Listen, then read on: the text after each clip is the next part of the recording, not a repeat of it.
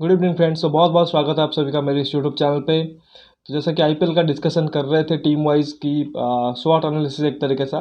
तो क्या कुछ उनकी प्लेइंग 11 हो सकती है, स्ट्रेंथ वीकनेस क्या है और अपॉर्चुनिटी किस किस के प्लेयरों के पास हो सकती है। तो दो टीमों का ऑलरेडी हमने डिस्कशन कर लिया था। एक तो चेन्नई सुपर किंग्स थी और फिर गुजरात टाइटंस थी। होपफुली आपने दोनों वीडियोज़ एक तरीके से देखा होगा। तो अभी जो तीसरी टीम होगी जिसके बारे में बात करेंगे वो होगी पंजाब किंग्स। ये टीम है जिसने पूरे आईपीएल के इतिहास में सिर्फ 2 बार इन्होंने क्वालिफाई किया है प्लेऑफ के लिए। मतलब 15 सीज़न में से सिर्फ 2 बार ऐसा हुआ है, ये टॉप 4 में है।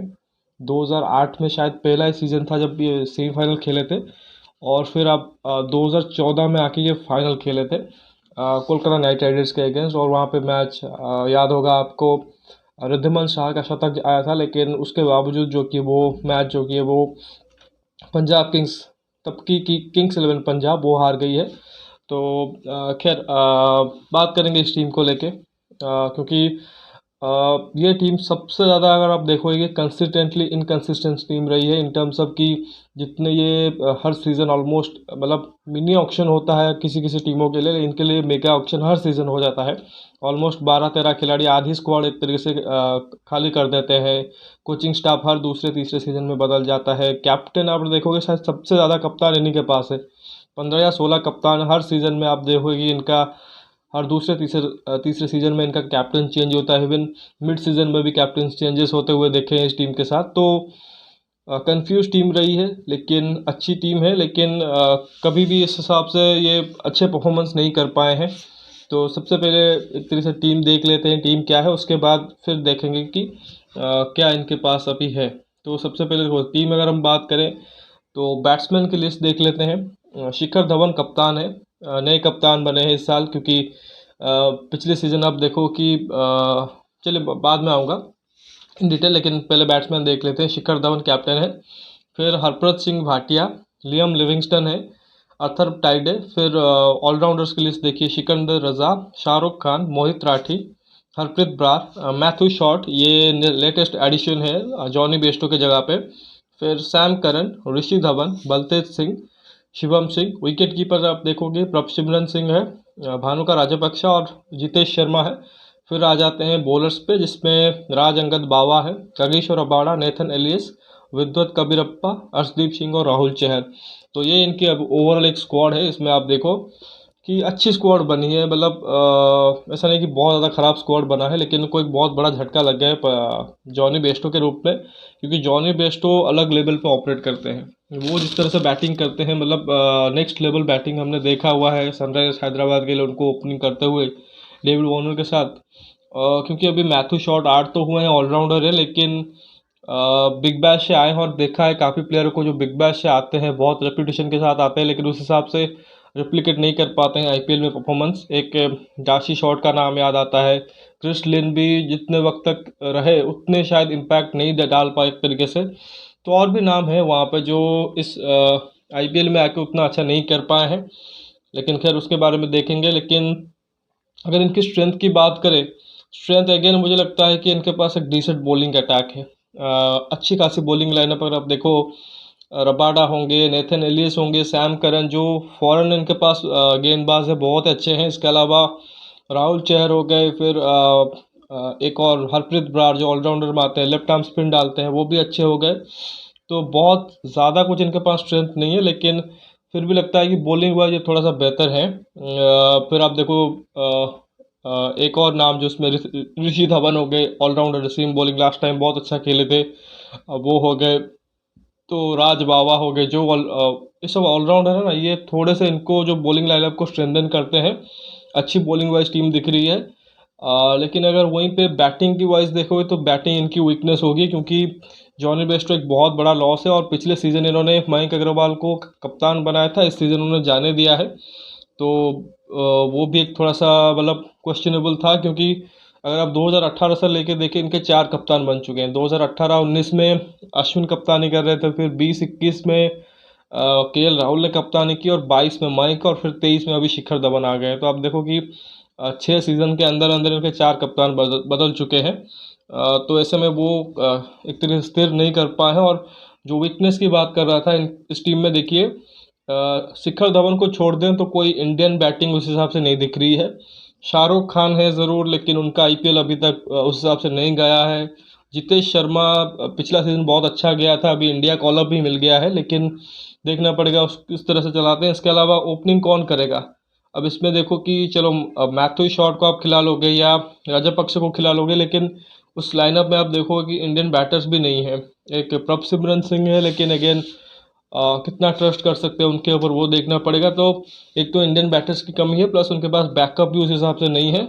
बहुत कुछ डिपेंड करेगा कि शिखर धवन, लियम लिविंगस्टन, राजपक्ष या मैथ्यू शॉट में से जो भी कोई खेलता है उनके ऊपर, और इंडियन बैटर्स शाहरुख खान, जितेश शर्मा को फाइनली इस सीज़न स्टेप अप करना पड़ेगा, अदरवाइज इनके लिए बहुत मुश्किल होगा। खैर, अगर अपॉर्चुनिटी देखें, जितने भी यहाँ पे यंग लड़के हैं इंडियन खिलाड़ी जितने भी हुए, चाहे वो प्रभ सिमरन सिंह हो गए, जितेश हो गए या शाहरुख हो गए, इवन अर्शदीप सिंह को भी अभी और भी बहुत अच्छा करना है। अभी इंडियन टीम में उनका फिक्स नहीं है। टी20 में अच्छा कर रहे हैं, लेकिन वनडे में फिक्स नहीं है। राहुल चहर टी20 वर्ल्ड कप 2021 के बाद से एकदम से गायब हो गए हैं, तो उनके लिए भी रहेगा अच्छा अपॉर्चुनिटी। और साथ में मुझे लगता है सबसे बड़ा अपॉर्चुनिटी उनके जो कप्तान है शिखर धवन, उन्हीं के लिए, क्योंकि अभी तो उनको अगर one last time world cup की एक तरीके से ख्वाब देख रहे हैं, क्योंकि ये वर्ल्ड कप जीते नहीं हैं। चैंपियंस ट्रॉफी 2013 में जीते थे, लेकिन ना टी20 वर्ल्ड कप जीते हैं ना वनडे वर्ल्ड कप जीते हैं। तो वो अगर उनके ख्वाब में है कि मुझे 2023 का वनडे वर्ल्ड कप जो कि घर पे होना है वो खेलना है, और अभी तो कॉन्ट्रैक्ट लिस्ट में भी उनका नाम है, तो ऐसे में वो चाहेंगे कि वो एक अच्छा सीज़न गुजरे as a captain, as a batter, और मे भी कम बैक करना चाहेंगे इंडियन टीम में। तो ये कुछ अपॉर्चुनिटी रहेगी। लेकिन जो थ्रेट की बात करें लास्ट में, मुझे लगता है कि वही थ्रेट है। अब बॉलिंग इनकी अच्छी है, लेकिन जो इंडियन बैटर्स नहीं है, लैक ऑफ इंडियन बैटर्स इनके लिए एक बहुत बड़ी थ्रेट हो सकती है। अगर शिखर धवन और ऊपर से राजापक्सा हो गए, लिविंगस्टन हो गए या मैथ्यू शॉट उस हिसाब से नहीं चले, क्योंकि ये टॉप 3 में खेलने वाले हैं, तो इनके पास जो मिडिल ऑर्डर है वो उतना सशक्त नहीं है, और जिसके वजह से इनके लिए मुश्किल हो सकती है। तो वही एक इनका थ्रेट है कि अगर टॉप ऑर्डर नहीं चला फिर ये फंस जाएंगे। तो खैर, अब ये हो गई बात इनकी, मतलब जो भी कुछ ये कर सकते थे या किया, मतलब जो भी इनका स्वॉट एनालिसिस था। इसके बाद अगर हम प्लेइंग 11 पे आएंगे, जो कोशिश की है मैंने बनाने की, उस पे आएंगे। तो ये सबसे पहले स्टार्ट करेंगे, शिखर धवन कप्तान होंगे, और उनके सामने बहुत टेम्पटेशन था कि राजापक्सा या मैथ्यू शॉट से ओपन करा दो, लेकिन अगेन आप देखो कि इनके पास वही प्रॉब्लम है कि बैटर्स उतने अच्छे नहीं है। मतलब इंडियन बैटर्स जो डोमेस्टिक के बैटर है उनको खिलाना पड़ेगा, और मुझे लगता है कि प्रभ सिमरन सिंह अगर वो खेलते हैं नंबर 2 पे, तो बहुत अच्छा रहेगा कि अगर वो ओपन करते हैं। एक तो अटैकिंग प्लेयर है, अपना अटैकिंग गेम खेलेंगे पावर प्ले में। बाकी आप देखो राजापक्सा को और मैथ्यू शॉट, इनमें से कोई एक जो भी आप खिलाना चाहें। मैंने राजापक्सा को पहले रखा है क्योंकि थोड़ा सा उनके पास आईपीएल एक्सपीरियंस है, और मैथ्यू शॉट जैसा ही कहा कि बिग बैश लीग से आते हैं, उतना ट्रस्ट नहीं हो सकता कि किस तरह से वो खेलेंगे। हालांकि ऑलराउंडर है, तो मे बी टॉप 6 में आपको चाहिए होगा अगर ऑलराउंडर, तो उनको खिला सकते हैं। बट मतलब जो भी आप उनमें से खिलाना चाहें, प्रभ सिमरन सिंह किंतु पर मैं ओपन कराऊंगा प्रभ सिमरन सिंह से। बाकी लियम लिविंगस्टन 4 पे हो गए ये मिडल ऑर्डर में, और ये सबसे इंपॉर्टेंट खिलाड़ी होने वाले हैं शिखर धवन के बाद इस लाइनअप में। फिर 5 शाहरुख खान और 6 जितेश शर्मा हो गए, तो ये इनके टॉप 6 हो गए। बाद में सिर्फ साम करन 7 पे।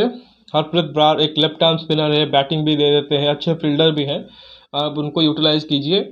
फिर 9, 10, 11 पे आप 3 pacer, Kagiso Rabada, Arshdeep Singh और राहुल चहर, ये इनकी प्लेइंग 11 हो सकती है। नेथन एलियस भी है, क्योंकि शायद फर्स्ट मैच में कगिसो रबाडा अवेलेबल नहीं होंगे, तो ऐसे में नेथन एलियस भी उनकी जगह पे खेल सकते हैं। और इम्पैक्ट प्लेयर पे अब देखो मैंने सिर्फ एक नाम रखा है, बाकी और भी नाम हो सकते हैं, उस लिस्ट से आप देख सकते हो जो उनके स्क्वाड है। लेकिन ऋषि धवन का मैंने ऐड किया है। हालांकि ऋषि धवन भी ऐसे प्लेयर हैं जो कि स्टार्टिंग कर सकते हैं। इनफैक्ट अगर आप सपोज कि भानुका राजापक्सा या मैथ्यू शॉट से ओपन कराते हो शिखर धवन के साथ, तो एक्चुअली में नंबर 6 या 7 पे आप ऋषि धवन को भी स्लॉट इन कर सकते हो, या फिर आप अगर एक एक्स्ट्रा पेसर खिलाना चाहो तो हरप्रीत ब्रार के जगह पे भी ऋषि धवन खेल सकते हैं, और हरप्रीत ब्रार को आप इम्पैक्ट प्लेयर के रूप में यूज़ कर सकते हो। लेकिन जैसा कि कहा कि एक टॉप 6 अगर आप देखोगे तो उसमें ऑलरेडी राज सॉरी मैथ्यू शॉट और लियम लिविंगस्टन अगर दोनों खेलते हैं, तो वो आपको एक जो बॉलर की कमी है वो पूरी कर देंगे। पार्ट टाइम स्पिन डालते हैं अच्छे खासे, मतलब विकेट टेकिंग भी ऑप्शन भी हो सकते हैं। लियम लिविंगस्टन को हमने देखा है ऑफ स्पिन डालते हैं, left arm spinner sorry lefty batter के अगेंस्ट राइटी के अगेंस्ट लेग स्पिन डालते हैं, तो वो यूटिलाइज़ कर सकते हो उस हिसाब से। और आप चाहो तो जैसे कि कहा कि 6 नंबर के बाद आपको बैटिंग ज़रूरत पड़ गई तो ऋषि धवन ऑलराउंडर है, उनको यूज़ कर सकते हो, या फिर एक और नाम होगा राज अंगद बाबा, उनको भी यूज़ कर सकते हो। तो ये ओवरऑल इनकी एक तरीके से जो प्लेइंग 11 भी ये बन रही है। मुझे मुश्किल नज़र आ रहा है इनका टॉप 4 में एंटर करना।